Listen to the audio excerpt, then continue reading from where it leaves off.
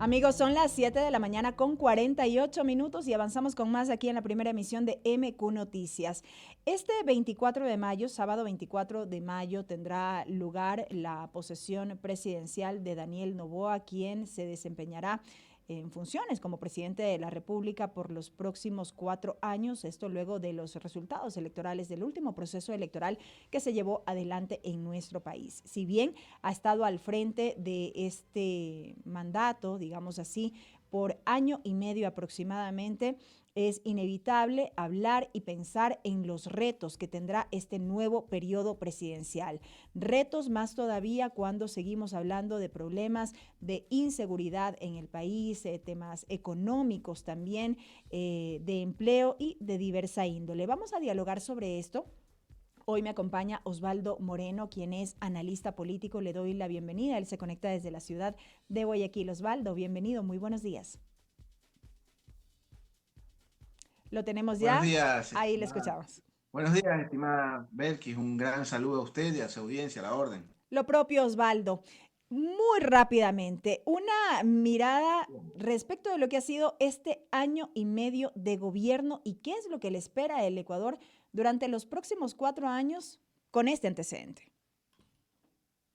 Bueno, me parece que el gobierno o el presidente superó la primera prueba o la primera etapa, que en este caso sería la transición. Esa parte en la que nosotros debatíamos o nos preguntábamos si era un gobierno de transición, un gobierno para extenderse.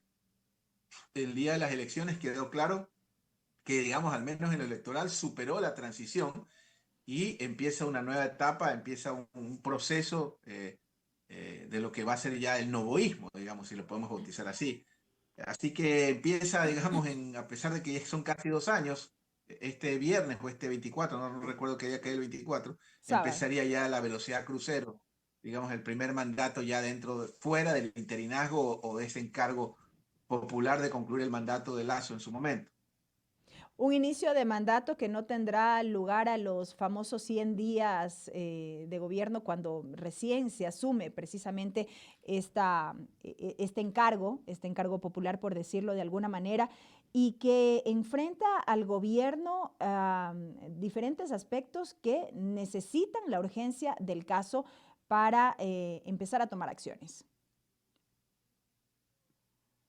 Yo creería que el primer paso es saber cómo queda estructurado el gabinete. Ujú. Eh, para mí es emergente cambios en política exterior, cambios en seguridad y en defensa y entre otros digamos, sectores. Creo que sería fundamental.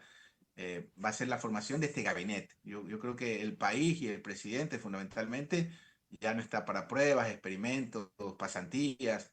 Así que el primer paso, vamos a ver cómo queda estructurado ese gabinete.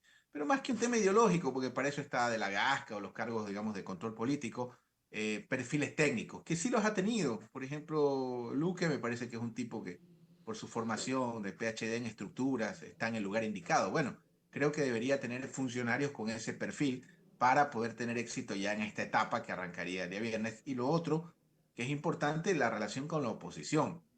A mí me parece que el manejo de la Asamblea hasta el momento, el señor Olsen cree que está en su hacienda ganadera, pues no, bueno, quizás eso es lo que tenga en común con Novoa, ¿no? Que conciben el mundo fuera de su círculo como una hacienda, bueno, porque se han criado, han formado un esquema de hacendados, digamos, bananeros, ganaderos. Entonces, también creo que eso va a ser importante, la relación política con las otras fuerzas de oposición, que en este caso no hay vuelta que darle, porque ya Pachacuti, digamos que, bueno, no, prefiero omitir comentarios, pero ya Pachacuti me parece que no existe en el ámbito de la oposición, al menos a nivel parlamentario.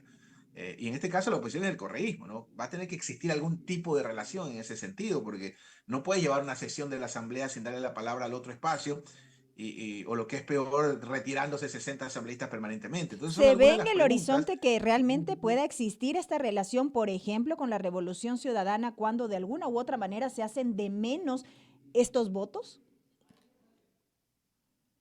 A ver, hay un problema que no entienden los políticos, que es la diferencia entre convivencia y coexistencia, ¿no? Usted y yo estamos obligados a coexistir, no estamos obligados a convivir. Lo mismo en la política.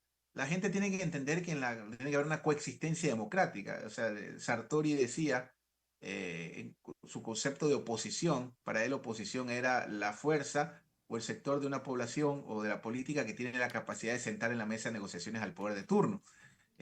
Alguien va a tener que ocupar ese espacio. Y ojo, ya el presidente tenía entendimientos bastante cercanos, digamos, de convivencia con el correísmo. Recordemos que una de las concesiones que obtuvieron fue la famosa Comisión de Fiscalización, que es una fiscalía chiquita, que la tuvo el correísmo en su momento. Eso creo que es importante. Ya tuvieron elementos, digamos, de coexistencia en determinado momento. Y bueno, pues lo de Pachacuti que es una chifladura, o sea, tenían la capacidad de poder al presidente de la Asamblea si se hubieran articulado bien, ni siquiera políticamente, sino en consecuencia con su ideología, pero entonces es un poco complicado. Sin embargo, lo que está claro es que la oposición es el correísmo y habrá que ver en el transcurso de los días y una vez que esté posesionado, qué pasa con estas leyes o este tema de seguridad, que seguramente va a ser el debate más candente en los próximos días. Osvaldo, usted decía, ya no hay tiempo, ya no es momento para las improvisaciones y demás, pero se vislumbra un norte claro de la política, no solo económica, sino también en materia de seguridad y en distintos otros frentes en este gobierno. Bueno, la palabra sería la transición terminó. ¿Ya? Ujú. O sea, vamos, ya fue. Ya pasamos el primer despegue, ahorita debemos entrar en velocidad crucero. Sí, indudablemente. Mire el caso de la seguridad, ¿no? Esta propuesta de ley o esto que plantea el presidente, que de económico para mí tiene el nombre. Y tiene el nombre, supongo yo, y aquí estoy elucubrando, me imagino que es para el tratamiento que debe la Asamblea. Al ser de urgencia económica, son otros tiempos, otros términos, otra En temporalidad que menos se maneja en el plazo, ámbito 30 días. parlamentario. Ajá. Exacto. Pero de ahí, a ver, para mí es importante analizarla.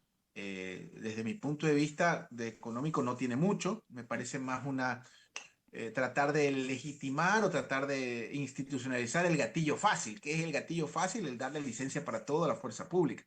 Y no se tratan los temas de fondo. Primero, y mire que le he leído, veo cosas positivas, me parece muy bien la guerra sin cuartel a los carros sin placas.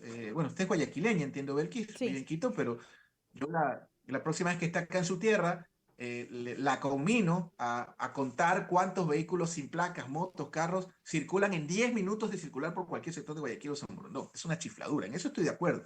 Pero lo otro, por ejemplo, hablamos de lavado de activos. En Ecuador se calcula que se lava. El presidente decía 30.000 millones. Eso es una chifladura. Son casi 29 puntos del PIB.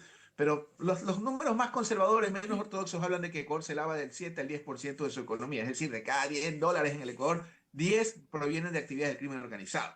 Entonces, ¿hablamos de fortalecer la UAFE? No. Y la UAFE es una institución fundamental para el lavado de activos, que entiendo que tiene 80 funcionarios y tienen impresoras de la época de cuando yo estaba en el colegio, por ejemplo. ¿Hablamos de la fortalecer la UAFE? No. Hablamos de fortalecer la super de bancos y el trabajo de la super de compañías, que a mí me parece que están en buenas manos. A Cabeza me parece un buen funcionario, ¿no? Entonces, hablamos de fortalecer el trabajo en conjunto con la super de compañías, la super de bancos, que es fundamental para los activos. Tampoco, no hablamos de eso. Hablamos de algo fundamental, de depurar la fuerza pública. Ojo, lamentablemente, afortunadamente es un porcentaje mínimo de la fuerza pública, pero estamos viendo que así como hay sicariatos todos los días, también hay miembros de la fuerza pública involucradas en actividades con el crimen organizado que trabajan para ellos. ¿Hablamos de depurar la fuerza pública? Tampoco, no estamos hablando de eso, de esa ley que es fundamental. Hablamos de combatir la deuda, tampoco. Y lo más importante, hablamos de reconstruir el tejido social. Mire, mucha gente, bueno, te habla cuando tú vas a las redes, ¿no? Que la base manda, que debemos darle una potencia extranjera a nuestra seguridad, lo cual es una chifladura, ¿no? Ya estamos viendo lo que le pasa a los ucranianos.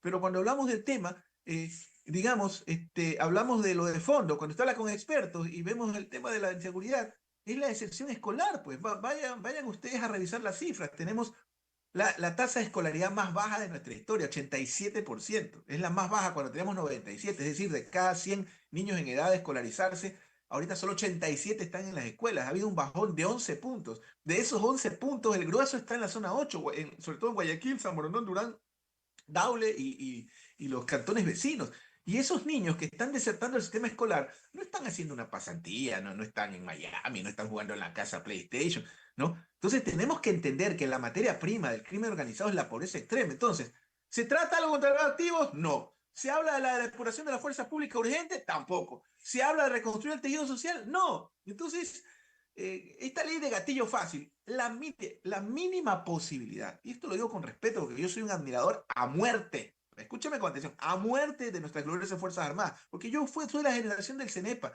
yo soy de la generación que se sintió protegida, yo soy de la generación de cuando estudiaba en Argentina, Uruguay, Brasil, en esos países donde estudié, trabajé y he vivido.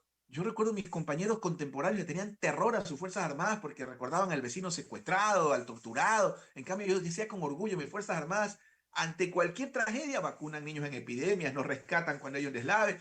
Entonces, es fundamental, digamos, resaltando la gloria de nuestra fuerza pública, hacer una depuración. Está claro que es una Correcto. mínima célula que está contaminada, pero esto es como el cáncer, entonces se multiplica. Entonces, cuando tratemos los temas de fondo, yo creo que es fundamental. Por lo pronto, me parece una ley gatillo fácil que existiendo la mínima, pero escúcheme, la mínima o remota posibilidad de que se repita un hecho como lo de los niños de Malvinas, por ahí sale un idiota, no lo politicen, obvio que hay que hablar de política porque es una política. Mire, primero era la extradición, luego era que la famosa tabla, luego que militarizar las calles, ahora una base, o sea, está claro que no ha funcionado. Entonces, si tenemos la mínima posibilidad de que se repita un hecho como el niño Malvinas, no deberíamos ni discutirlo, pero claro, como son niños marginales, como son niños que no están en el entorno, bueno, no importa, al final, si alguien cae como baja colateral, qué pena, y así no funciona un Estado de Derecho.